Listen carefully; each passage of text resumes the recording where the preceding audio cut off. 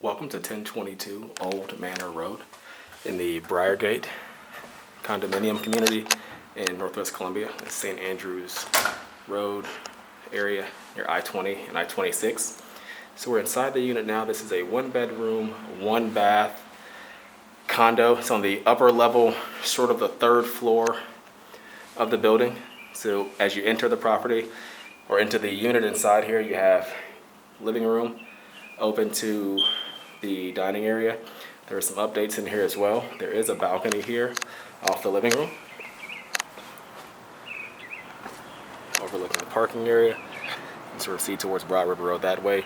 Open parking in the lot, and that small building you see there under that tree, I believe it's the closest mailbox location, so it should be where yours are located. Pretty convenient. So back inside, we'll take a look. You have a dining room here off the living room, open to the kitchen. Updated luxury vinyl plank hardwood flooring in the kitchen and bathrooms. White cabinets. There's a dishwasher, refrigerator, and electric stove as well. Nice cabinet space for a galley-style kitchen of this size. And then on down the hall here, so you have your 1-bedroom, nice size windows, one on each of the outer walls.